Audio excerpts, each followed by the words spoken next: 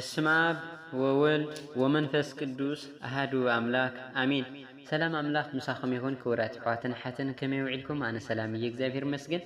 እሽን ለማዓንቲ ሒዘዮ ዝመጻኹ ድማ ከምቲ ዝፍለጥ ኣብዚ ሓለፈ ወንጌል ማቴዎስ ካብ ምዕራፍ 1 ክሳብ ምዕራፍ 3 ሪኢና ነርና። ሎማዓንቲ ድማ ምዕራፍ 4 ምዕራፍ 5 ክንንብብ ኢና ማለት እዩ። ከምቲ ኩሉ ግዜ ዝብለኩም ኣቦታትና መምሃራን ትርጓሜ ወንጌል ከምህሩና ከለዉ ምእንቲ ክርዳእና ምንባብን ምድማፅን ኣይንሕደግና ወልኪ ክቡራት ሰማዕተይ ተኸታተልተይ ዝኾንኩም ላይክ ብምግባር እተውታ ሸር ድማ ይትረስዑ። ሓደሽቲ ዝኾንኩም ድማ ሰብስክራይብ ብምግባር ምትባዕኩም ይፈልየንና ወልኩ ናብኡ ከብለኩም። እሺ ኣብ ምዕራፍ 3 መጨረሻ እንታይ ዘሎ ቋሪፅና ነርና። እንሆ ድማ ብኡ ዝተሓጎስኩ ዝፈትዎ ወደይ እዚ እዩ ዝብል ድምፂ ካብ ሰማይ መፀ ዝብል ቋሪፅና ነርና። ምዕራፍ 4 ወንጌል ማቴዎስ እንትቕፅል ድማ ኢየሱስ ክርስቶስ ከም ዝጾመን ብዲያብሎስ ከም ዝተፈተነን ብድሕሪዚ ድማ መንፈስ ቅዱስ ንኢየሱስ ብዲያብሎስ ክፍተን ናብ በረኻ ወሰዶ 40 መዓልትን 40 ለይትን ጾመ። ድሕሪዚ እውን ጠምየ። እቲ ዝፍትኖ ድማ ቀሪቡ ወዲ እግዚአብሔር እንተኮይንካስ እዘን ኣእማን እዚኣተን እንጀራ ይኹና ብል በሎ። ኢየሱስ ግና ሰብ ካብ ኣፍ እግዚአብሔር ብዝወፅእ ኩሉ ቃል ዳ እምበር ብእንጀራ ጥራሕ ኣይነብርን እዩ ተባሂሉ ተጻሒፉ እዩ ኢሉ መለሰሉ። ሽዑ ዲያብሎስ ናፍታ ቅድስቲ ከተማ ወሲዱ ኣብ ላዕለዋይ ጫፍ ቤተ መቅደስ ኣቆሞ። ወዲ እግዚአብሔር እንተኮይንካስ እግርኻ ብእምኒ ከይትዕንቀፍ በኢዳዎም ክጾሩኻ ንመላእክቲ ምእንታኻ ይእዝዞም ዝብል ጽሑፍ ኣሎሞ ስልኪ እስኪ ዘሊልካ ንታሕቲ ተወርወር በሎ። ኢየሱስ ድማ ንእግዚአብሔር ኣምላኽካ ኣይትፈታትኖ ተባሂሉ ተጻሒፉ እዩ በሎ። መሊሱ ዲያብሎስ የመና ነዊሕ ናብ ዝኾነ እምባ ወሲዱ መንግስታት ኩሉ ዓለምን ክብሮምን ኣርኣዮሞ ተደፊእካ እንተ ሰገድካለይ እዚ ኩሉ ክህበካ እየ በሎ። ሽዑ ኢየሱስ ንእግዚአብሔር ኣምላኽካ ስገድ ንኡ በይኑ ድማ ኣምልኽ ተባሂሉ ተጻሒፉ እዩ እሞ ኪድ ሰይጣን ካባይ ረሓቕ በሎ። ድሕሪዚ ዲያብሎስ ሓደጎ። እንሆ ድማ መላእክቲ መጺኦም ኣገልግልዎ። ኢየሱስ ኣብ ገሊላ ክምህር ከም ዝጀመረ ኢየሱስ ዮሐንስ ከም ዝተኣሰረ ምስ ሰምዐ ናብ ኣውራጃ ገሊላ ኣገለሰ። ናዝሬት ሓዲጉ ድማ ኣብ ምድሪ ዛውሎንን ንፍታሌምን ኣብ ጥቓ ባሕሪ ናብ ዘላ ቀፍርናሆም ከይዱ ተቐመጠ። እዚ ከዓ እቲ ብነቢ ኢሳያስ ምድሪ ዛውሎንን ምድሪ ንፍታሌምን መንገዲ ባሕሪ ማዕዶ ዮርዳኖስ ኣሕዛብ ዝነብርሉ ገሊላ ኣብ ጸልማት ዝነብር ህዝቢ ዓብዪ ብርሃን ረአየ። ነቶም ኣብ ጸልማትን ኣብ ጽላሎት ሞትን ዝነብሩ ድማ ብርሃን ወጸሎም ዝተባሃለ ምእንቲ ክፍጸም እዩ። ኢየሱስ ኣብታ እዋን እቲኣ መንግስተ ሰማያት ቀሪባ እያ እሞ ንስሐ እተው እናበለ ክሰብኽ ጀመረ። ኣስገርቲ ዓሳ ኢየሱስ ኣብ ጥቓ ባሕሪ ገሊላ እናተመላለሰ እንተሎ ክልተ ኣሕዋት ጴጥሮስ ዝተባሃለ ስምዖንን እንድርያስን ሓውን ኣስገርቲ ዓሳ ስለ ዝነበሩ መርበቦም ናብ ባሕሪ እንትድርቡ ይረአየ። ኢየሱስ ከዓ ንዑ ተኸተሉኒ ኣነ ከዓ ኣስገርቲ ሰብ ክገብረኩም እየ በሎም። ሽዑ ንሽዑ ድማ መርበቦም ሓዲጎም ተኸተልዎ። ካብኡ ቁሩብ ሕልፍ ኢሉ ካልኦት ክልተ ኣሕዋት ያዕቆብ ወዲ ዘብዴዎስን ዮሐንስን ሓውን ምስ ዘብዴዎስ ኣቦኣቶም ኣብ ጃልባ መርበቦም ከተዓራርዩ ይርዩ ፀውዖም። ንሳቶም ከዓ ነቲ ጃልባን ነወቦኦምን ሓዲጎም ሽዑ ንሽዑ ተኸተልዎ።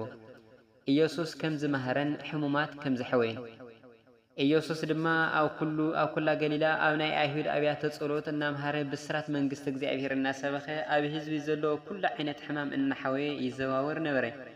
ዝናኡ እውን ኣብ ኩላ ሶርያ ተሰምዐ። ኩሎም ሕሙማት በብዓይነቱ ሕማምን ቃንዛን ዘለዎም ኣጋንንቲ ዝሓደረዎምን በብወርሑ ዝላዕለ ሕማም ዘለዎምን መጻጉዓትን ኣምፁ ኢሉ ንሱ ድማ ኣሓወዮም።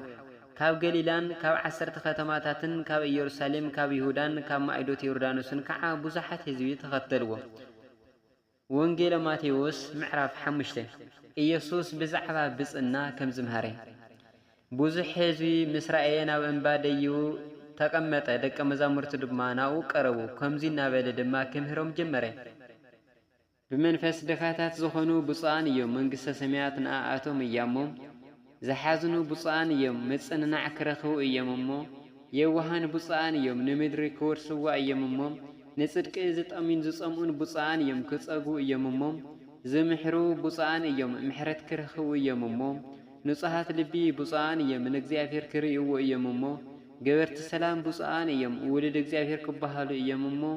ምእንቲ ጽድቂ ዝስደዱ ብፁዓን እዮም መንግስተ ሰማያት ናታቶም እያ እሞ። ምእንታይ እንተጸረፍኹም እንተኣሳጎጉኹም ኩሉ ክፉእ እውን ብሓሶት እንተተዛረበልኩም ብፁዓን ኢኹም። ነቶም ቅድሜኹም ዝነበሩ ነቢያት ከምኡ ኣሳጊጎምዎም እዮም እሞ። ኣብ ሰማያት ዓስብኹም ብዙሕ ስለ ዝኾነ ተሓጐሱ ደስ እውን ይበልኩም። ምስላ ጨውን ብርሃንን ንስኻትኩም ናይ ምድሪ ጨው ኢኹም ጨው መቐረቱ እንተጠፍአኸ ብምንታይ ይምቅር ንደገ ተደርብዩ ብእግሪ ሰብ ክርገጽ እንተዘይኮይኑስ ዝጠቕሞ የብሉን ንስኻትኩም ናይ ዓለም ብርሃን ኢኹም ኣብ እምባ ዘላ ከተማ ክትሰወር ኣይትኽእልን እያ መብራህቲ ኣብ ገዛ ንዘሎ ኩሉ ምእንቲ ከብርህ ኣብ በሪኽ መቐመጢ የንብርዎ እምበር ኣብ ትሕቲ ከፈር ኣየንብርዎን ከምኡ ከዓ ነቲ ጽቡቕ ገብርኹም ሪኦም ኣብ ሰማያት ንዘሎ ኣቦኻትኩም ምእንቲ ከመስግንዎ ብርሃንኩም ኣብ ቅድሚ ሰብ ይብራህ። ብዛዕባ ትምህርቲ ኦሪትን ወንጌልን ኣነ ንኦሪትን ንነቢያትን ክፍጽሞም ደኣ እምበር ክስዕሮም ዝመጻእኹ ኣይምሰልኩም ሰማይን ምድርን ክስካዕ ዝሓልፍ ኩሉ ሕጊ እውን ክስካዕ ዝፍጸም ካብ ሕጊ የውጣ ወይ ሓንቲ ሕንጻጽ ከም ዘይተሓልፍ ብሓቂ ይብለኩም ኣለኹም እምበኣር ከስ ካብ ዘና ንኣሽቲ ትእዛዛት ንሓንቲ ዘጠሓሰ ከምኡ እውን ንሰብ ዝመሃረ ኣብ መንግስተ ሰማያት ንእሽተይ ክኸውን እዩ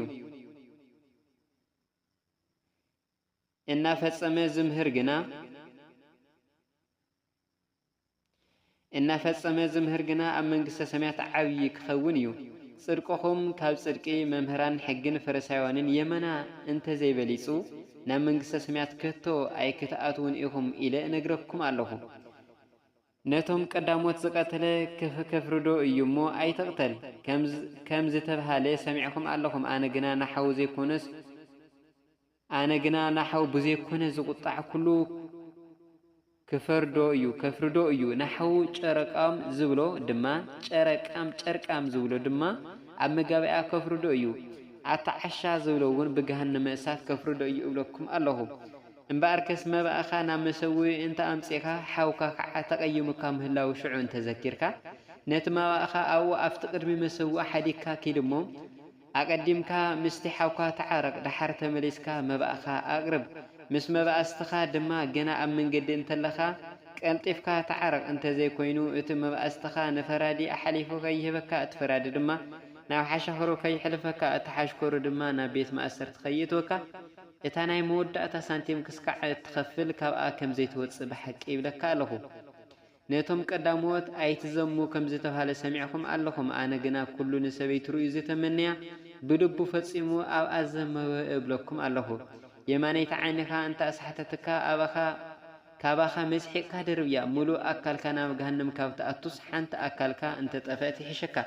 የማነይቲ ኢድካ እንተ ኣስሓተትካ እውን ካባኻ ቆሪጽካ ደርብያ ሙሉእ ኣካልካ ናብ ገሃነም ካብ ዝኣቱ ሓንቲ ኣካልካ እንተ ጠፍአት ይሕሸካ ኩሉ ንሰበይቱ ዝፈትሕ መፍትሒኣ ዝነግር ጽሑፍ የሃባ ተባሂሉ ኣሎ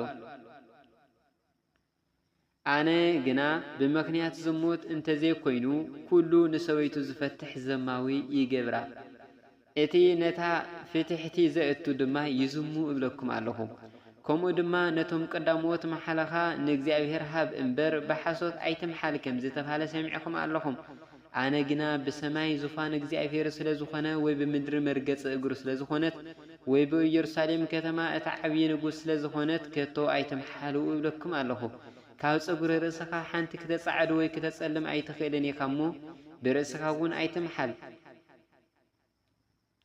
ነገርኩም እወ ወይ ከዓ ኣይኮነን ደኣ ይኹን ካብዚ ዝሓለፈ ግና ካብቲ ክፉእ እዩ ዓይኒ ክንደ ዓይኒ ስኒ ክንደ ስኒ ከም ዝተባሃለ ሰሚዕኹም ኣለኹም ኣነ ግና እብለኩም ኣለኹ ንኽፉእ ብኽፉእ ኣይትቃወምዎ የማነይቲ መትልሕካ ንጸፍዕካ ተኻልኢት እውን ምለሰሉ እጀ ጠባብካ ክወስድ ንዝተቃለሰካ ነጸላእኻ እውን ሕደገሉ ሓደ ምዕራፍ ክትከይድ ንዘገድደካ ክልተ ምዕራፍ ምስኡ ኪድ ንዝለመነካ ሃቦ ካባኻ ክልቃሕ ንዝደለ እውን ኣይትኽልኣዮ ብጻይካ ኣፍቅር ጸላእኻ ጸላእ ከም ዝተባሃለ ሰሚዕኹም ኣለኹም ኣነ ግና ጸላእትኹም ፍተው ንዝረግመኹም መርቑ ውልድታ ኣብ ሰማያት ዘላ ኣቦኹም ምእንቲ ክትኮኑ ንሱ ንኹፋኣትን ሕያወትን ፀሓይ የብርቕ ንጻድቃንን ሓጣን ድማ ዝናም የዝንም እሞ ዝጸልኦኹም ጽቡቕ ግበሩ ንዝጸልኦኹም ጽቡቕ ግበሩ ስለ እቶም ዝጸርፍኹም ዘሳጎጉኩም ጸልዩ እብለኩም ኣለኹ ነቶም ዝፈትውኹም እንተፈተኹም እንታይ ዓስበለኩም